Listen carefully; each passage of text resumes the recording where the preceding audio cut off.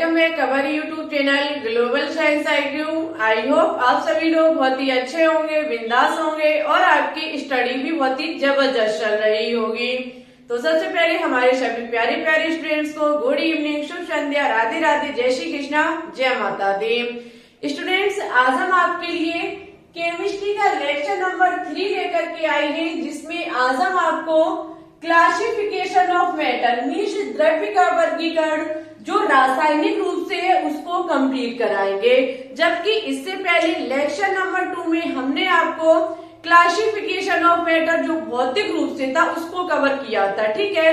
और वहां पर हमने ये भी आपको बताया था कि मैटर होता क्या है, मीन्स द्रव्य किसे कहते हैं। तो अभी तक आपने लेक्चर 2 को नहीं देखा तो सबसे पहले उसको देख लीजिए, क्योंकि जब तक आप उसको नहीं देखेंगे आपको आज का लेक्चर बिल्कुल भी समझ में नहीं आएगा, ठीक है। चलिए, तो अब ज्यादा समय न लेते हुए डायरेक्ट हम आज के टॉपिक पर बात करेंगे। उससे पहले यदि अभी तक आपने कॉपी पेन को नहीं लिया है तो सबसे पहले कॉपी पेन को उठा लीजिए। जैसे जैसे हम बोर्ड पर लिखते चले आप मेरे साथ नोटबुक पर नोट डाउन करते हुए चलना और बेहतरीन तरीके से अपने नोट्स को बनाना, ठीक है। चलिए, तो अब हम अपने टॉपिक पर बात करते हैं। स्टूडेंट्स, ये भी आप समझ लीजिए कि ये जो हम टॉपिक करा रहे हैं द्रव्य के बारे में, ये हमारा some basic concept of chemistry, रसायन विज्ञान की कुछ मूल अवधारणाएं जो क्लास 11th का चैप्टर है उसको लेकर के चल रही है, ठीक है। हम सबसे पहले क्लास 11th के फर्स्ट चैप्टर को कंप्लीट कराएंगे, क्योंकि ये बेसिक चैप्टर है। और आप लोग ये कभी मत सोचना कि क्लास 12 को पहले कराइए या फिर क्लास 11th को पहले कराइए। हम आपसे प्रॉमिस करते हैं कि आपको क्लास 11th भी हम कंप्लीट कराएंगे और क्लास 12 भी हम आपको कंप्लीट कराएंगे, ठीक है। तो इसकी आप टेंशन बिल्कुल छोड़ दीजिए, चाहे हम क्लास 11th को पहले कराएं चाहे क्लास 12 को पहले कराएं। दोनों जो हमारे क्लास है उनके जो भी चैप्टर है उन सभी को हम कंप्लीट कराएंगे। हमने सिलेबस भी अपलोड कर दिया है जहां पर हमें 25 चैप्टर को कंप्लीट कराना है, ठीक है। तो उसकी टेंशन आप मेरे ऊपर छोड़ दीजिए। ओनली आपको मेरे साथ हमेशा वीडियो को वॉच करना है और अच्छे से नोट्स बनाने और अच्छे से पढ़ना है, ठीक है। सिलेक्शन होगा 2022 में, हम आपसे प्रॉमिस करते हैं, यदि आपने बेहतरीन तरीके से मेहनत की है तो, ठीक है। क्योंकि मेहनत करोगे तो सफलता जरूर मिलेगी। चलिए, तो हम टॉपिक पर बात करेंगे। स्टूडेंट्स, क्लासिफिकेशन ऑफ मैटर जो रासायनिक रूप से यदि इसकी बात की जाए तो इसे 2 भागों में बांटा जाता है। क्या होते हैं? तो सबसे पहले हमारा होता है शुद्ध पदार्थ, उसके बाद हमारा होता है मिश्रण, ठीक है। जो रासायनिक रूप से इसका क्लासिफिकेशन है वो हमारा शुद्ध पदार्थ और मिश्रण, जिसे इंग्लिश में कहा जाता है प्योर सब्सटेंस। कुछ स्टूडेंट्स कहते हैं कि थोड़ा इंग्लिश भी बोल के चलिए, तो फिर हम थोड़ा इंग्लिश को भी लेकर के चलेंगे, ठीक है। क्योंकि आपको हम बता देते हैं हम यूपी बोर्ड से हैं, ठीक है। CBSE बोर्ड से नहीं है। हम जो हमने स्टडी की है अपनी लाइफ में वो हमने यूपी बोर्ड से की है, ठीक है। लेकिन फिर भी पूरी हमारी कोशिश रहेगी कि अधिकतम से अधिकतम जो वर्ड है वो इंग्लिश में बोले जा सके। तो देखो, प्योर जो हमारा सब्सटेंस है, शुद्ध पदार्थ, एक तरफ हमारा मिश्रण जिसे कहा जाता है मिक्सचर, ठीक है। तो द्रव्य को रासायनिक रूप से 2 भागों में बांटा जाता है, शुद्ध पदार्थ और मिश्रण। अब बात की जाए कि शुद्ध पदार्थ क्या होता है। शुद्ध पदार्थ की बात की जाए, देखो एक चीज और, हम कोई भी चीज को डेफिनेशन नहीं लिखाएंगे। ऐसा नहीं है कि हम डेफिनेशन को भरा दें, इससे कुछ नहीं होगा। जो उसका मेन पॉइंट है उसको लेकर के चलेंगे, ठीक है। क्योंकि एग्जाम में डेफिनेशन नहीं पूछी जाएगी, उस किसी पॉइंट से एक क्वेश्चन पूछा जाएगा। यदि शुद्ध पदार्थ की बात की जाए तो शुद्ध पदार्थ जो होता है वो घटकों का निश्चित अनुपात होता है। घटकों का निश्चित अनुपात होता है, निश्चित अनुपात, ठीक है। घटकों का निश्चित अनुपात। अब हम बात करेंगे मिश्रण की। तो मिश्रण जो होता है वो पदार्थों का अनिश्चित अनुपात होता है, ठीक है। पदार्थों का अनिश्चित अनुपात होता है। कैसे होता है अभी हम आपको सिखाएंगे, ओनली थोड़ा धैर्य बना के रखिए। अनिश्चित अनुपात, इतना क्लियर हुआ आपका कि जो मैटर है उसका जो क्लासिफिकेशन है उसे रासायनिक रूप से दो भागों में बांटा जाता है, एक तो शुद्ध पदार्थ प्योर सब्सटेंस, मिश्रण मिक्सचर। ठीक है, यदि यहाँ पे बात की जाए घटकों की तो यहाँ पे देखो घटकों का निश्चित अनुपात, शुद्ध पदार्थ घटकों का निश्चित अनुपात, हम कह सकते हैं घटकों के द्रव्यमानों का निश्चित अनुपात। ठीक है, यहाँ लिख लीजिए घटकों के द्रव्यमानों का निश्चित अनुपात, जबकि स्टूडेंट्स यहाँ पे पदार्थों का अनिश्चित अनुपात होता है। शुद्ध पदार्थ की बात की जाए तो इसकी दो कैटेगरी और होती है, एक हमारा तत्व और दूसरा हमारा यौगिक। तत्व यौगिक जिसे इंग्लिश में देखो इसको एलिमेंट कहा जाता है। ठीक है, इसको एलिमेंट कहा जाता है, इसको कंपाउंड कहा जाता है। ठीक है, तत्व और यौगिक हम सबसे पहले समझेंगे कि तत्व और यौगिक क्या होता है, बहुत इंपॉर्टेंट है। तत्व और यौगिक को सीख गए आपने, बहुत कुछ सीख लिया। तत्व की बात की जाए तो तत्व जो होता है वो एक ही प्रकार के परमाणु, एक ही प्रकार के परमाणुओं को तत्व कहा जाता है। एक ही प्रकार के परमाणुओं को क्या कहा जाता है, तत्व कहा जाता है। लेकिन यहाँ पे एक पॉइंट का विशेष ध्यान रखना, यहाँ पे एक शब्द दिया गया है एक ही प्रकार के, एक परमाणु का नहीं, एक ही प्रकार के परमाणुओं को क्या कहा जाता है, तत्व कहा जाता है। देखो कैसे कहा जाता है, जैसे कि हम कोई एग्जाम्पल ले लें, यहाँ पे तत्व का एग्जाम्पल जैसे कि हम ले रहे हैं, आपको पता है एलिमेंट के बारे में, तत्व जो होते हैं वो 118 हमारे एलिमेंट होते हैं जो आप आगे चल के पढ़ोगे। ठीक है, जैसे कि हमने लिख दिया हाइड्रोजन H, एक परमाणु है, बिल्कुल हमारा तत्व हुआ। ठीक है, हमने लिख दिया Cl, एक परमाणु है, ये हमारा तत्व हुआ। जैसे कि Br, एक परमाणु है, मीन्स तत्व हुआ। ठीक है, इसी प्रकार से कोई भी ले लीजिए, जैसे कि हमने लिख दिया आयोडीन, एक परमाणु है, मीन्स हमारा तत्व हुआ। कार्बन, एक परमाणु है, मीन्स हमारा तत्व हुआ। ठीक है, यदि हम इसी हाइड्रोजन को H2 लिख दें तो ये भी हमारा तत्व है। क्यों तत्व है, क्योंकि तत्व कहता है कि एक ही प्रकार के परमाणु, एक परमाणु नहीं, एक ही प्रकार के परमाणु। आप देख सकते हैं यहाँ पे H2 लिखा हुआ है, मीन्स हाइड्रोजन के दो अणु लिखे हुए हैं, जैसे कि दो परमाणु लिखे, जैसे कि एक H ये रही, दूसरी H हमारी ये रही, जिस दोनों को मिला दिया गया, ये एक हाइड्रोजन का परमाणु है, ये दूसरे हाइड्रोजन का परमाणु है, दोनों को जब मैंने मिलाया तो क्या हुआ, एक ही प्रकार के परमाणुओं को मिलाया, क्योंकि ये भी हाइड्रोजन था और ये भी हमारा हाइड्रोजन था।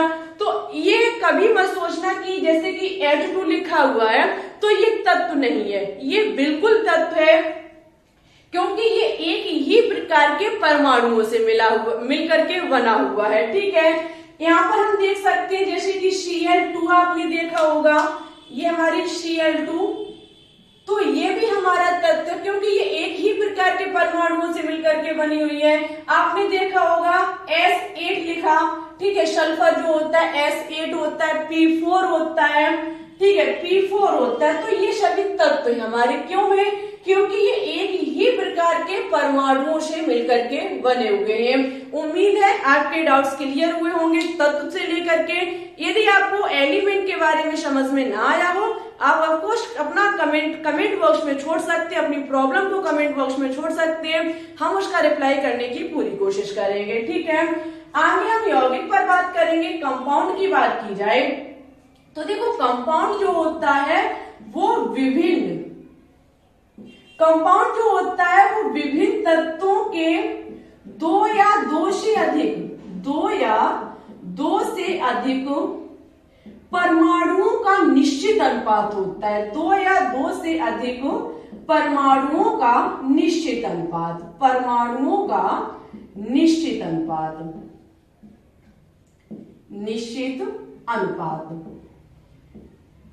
देखो इसकी बात की जाए तो इसे थोड़ा समझना बहुत जरूरी है। यौगिक तो ये मान लीजिए केमिस्ट्री की बहुत मेन चीज है, ठीक है, क्योंकि यौगिक जब आप ऑर्गेनिक केमिस्ट्री पढ़ते तो वहां तो यौगिक ही है और उसके अलावा कुछ भी नहीं है। विभिन्न तत्वों के दो या दो से अधिक परमाणु का निश्चित अनुपात, यहाँ पे शब्द दिया गया विभिन्न तत्व, जो तत्व होने चाहिए वो कैसे होने चाहिए, अलग होने चाहिए, अलग अलग तरीके के, ठीक है।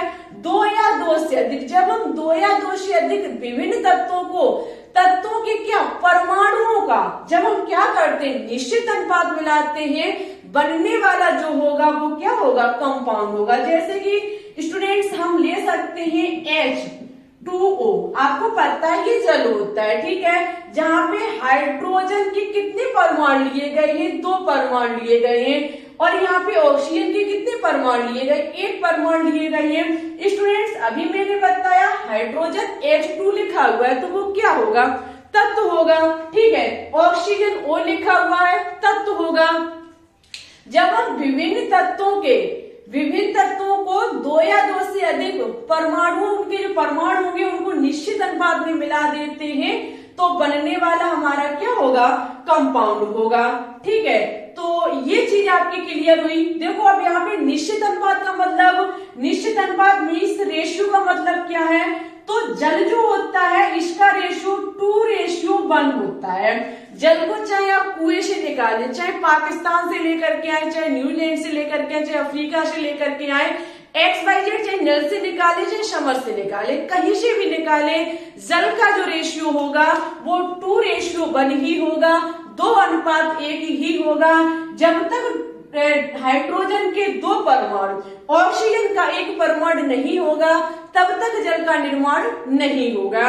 इसलिए कहा जाता है कि जब 2 या 2 से अधिक तत्वों के परमाणुओं का जब निश्चित अनुपात मिलाया जाता है तो बनने वाला जो होता है वो क्या, यौगिक होता है।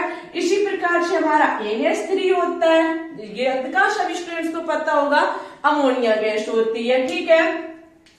अब स्टूडेंट्स एक चीज आप देख सकते हैं, यहाँ पे निश्चित बात की गई है, ठीक है, और यहाँ पर भी निश्चित ही है, क्योंकि एक ही प्रकार के, अलग अलग नहीं, एक ही प्रकार के, एक ही प्रकार का मतलब क्या है कि निश्चित है कि जब तक एक प्रकार के परमाणु नहीं मिलेंगे तब तो से हम नहीं कह सकते।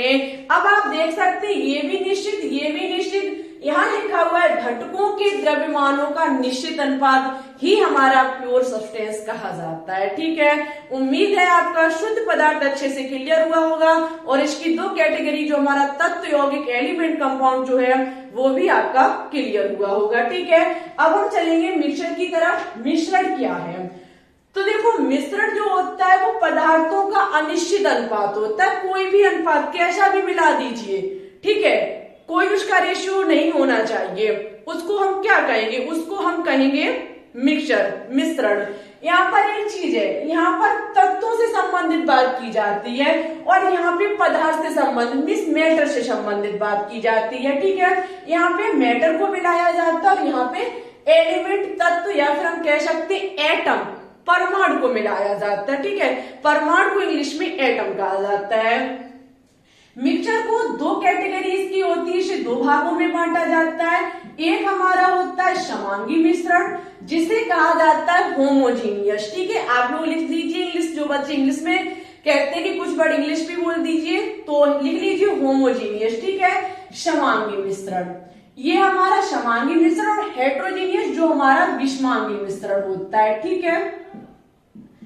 एक और रिक्वेस्ट है आपसे, जो स्टूडेंट्स कहते हैं इंग्लिश में, तो आज सच बताना, आप जो हमने इंग्लिश यूज की है उससे आपको कितना समझ में है, क्या इससे भी ज्यादा इंग्लिश आपको, क्योंकि देखो आप ये सोचो कि हम इंग्लिश टू इंग्लिश पढ़ाए तो उसके लिए आप माफी चाहेंगे क्योंकि उतना हमसे नहीं हो पाएगा, ठीक है। आप लोग इतना बताना कि जो स्टूडेंट्स इंग्लिश में मांग करते हैं उन्हें कुछ हेल्प मिली या नहीं मिली, ठीक है। और हमसे जितना हो सकेगा हम हमेशा प्रयास करेंगे। केमिस्ट्री में आपको 100% देने की हम पूरी कोशिश करेंगे और 100% हमने अभी तक दिया, आगे भी देते रहेंगे, ठीक है। हर चीज आपकी कंप्लीट कराएंगे, टॉपिक कराएंगे, आपके मॉक टेस्ट भी लेंगे, चैप्टर बाय रिवीजन भी कराएंगे। जब तक एग्जाम होगा केमिस्ट्री में आपको हम 0 से हीरो बना देंगे। बस आपसे बस इतना सा हमारा निवेदन है, इतनी सी रिक्वेस्ट है कि थोड़ा से ज्यादा चैनल को सपोर्ट कीजिए, ठीक है। थोड़ा ही थोड़ा सब स्टूडेंट सपोर्ट करेंगे तो चैनल हमारा बहुत ऊंचाई पर जा सकता है, क्योंकि ये आपका ही परिवार है।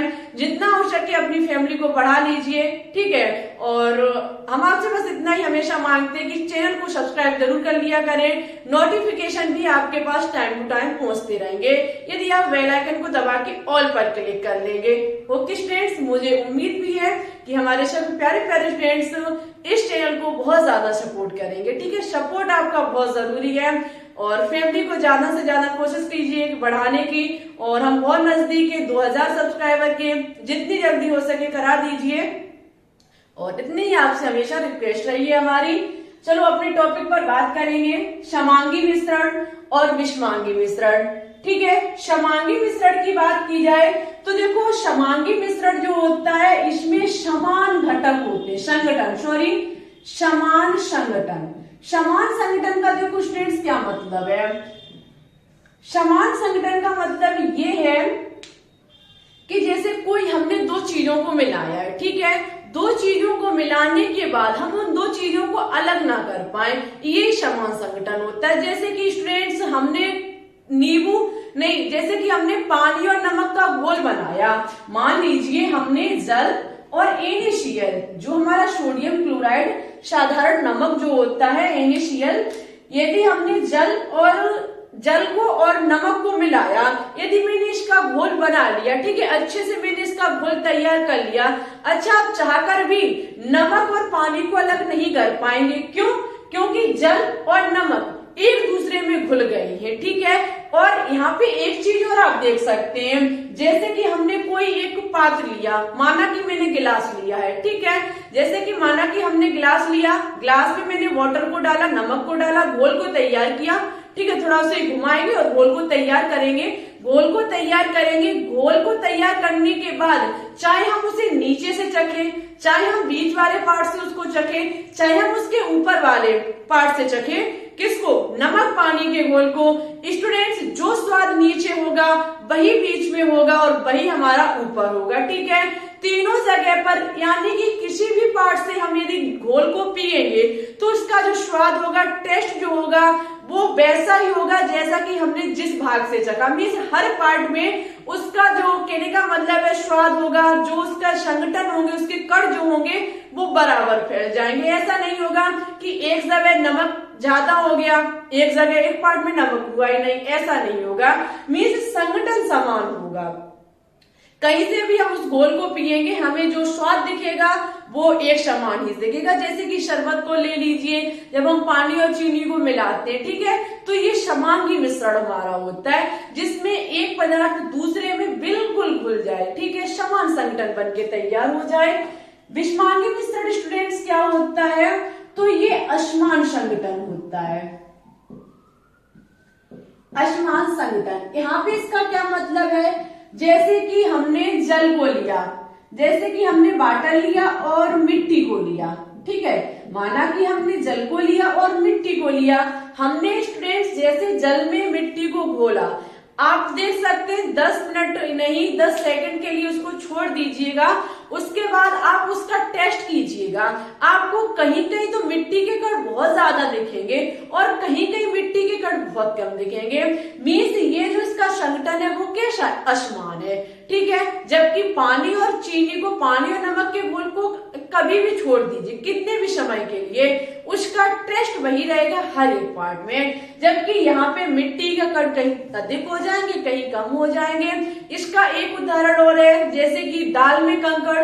कई एक उदाहरण है, हम आपको ओनली बता रहे हैं, जैसे दाल में कंकड़, ठीक है। कहीं कहीं तो दाल के कंकड़, उसमें तो ये नहीं है कि दाल और कंकड़ एक दूसरे में घुल जाएंगे, ऐसा भी नहीं है। इसे एक तरीके से और हम स्टूडेंट समझ सकते हैं, अभी अभी मेरे माइंड में आया। जैसे समांगी मिश्रण और विषमांगी मिश्रण की बात की जाए तो समांगी मिश्रण को हम यदि घोल दें तो हम इसके कण को अलग नहीं कर पाएंगे, जबकि विषमांगी मिश्रण के कणों को हम अलग कर सकते हैं, ठीक है।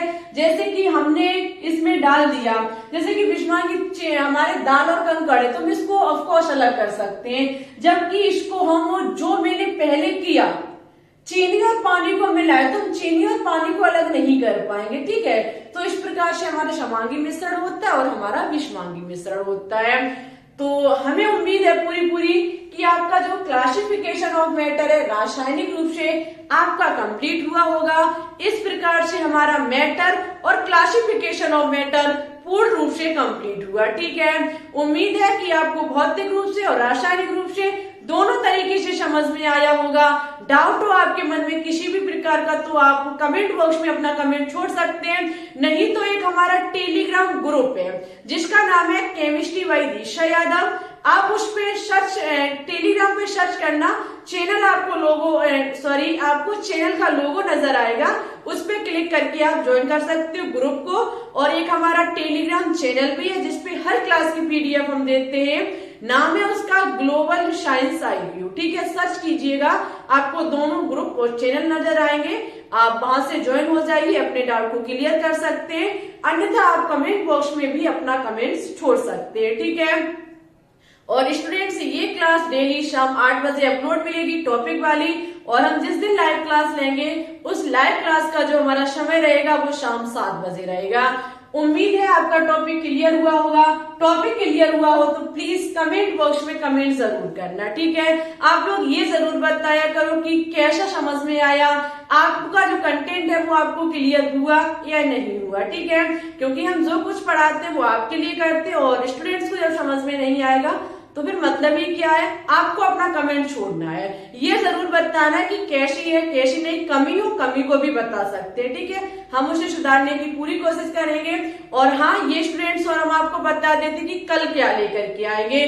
कल ये जो हमारा चैप्टर है इसके जो रासायनिक संयोग के नियम है उनको हम पढ़ाएंगे, तो आप लोग पहले पढ़ लीजिएगा रासायनिक संयोग के नियम। ठीक है, इसको हम कल की क्लास में कंप्लीट कराएंगे। तो फिर ठीक है, चलते मिलते हैं कल की क्लास में एक नई एनर्जी के साथ।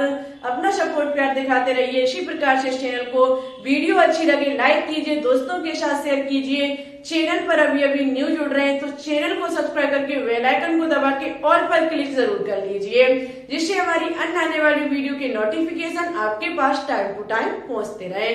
चलिए चलते हैं, अपना ख्याल रखना, अच्छे से स्टडी करना। Thanks for watching this video. जय हिंद, जय भारत, ऑल द बेस्ट।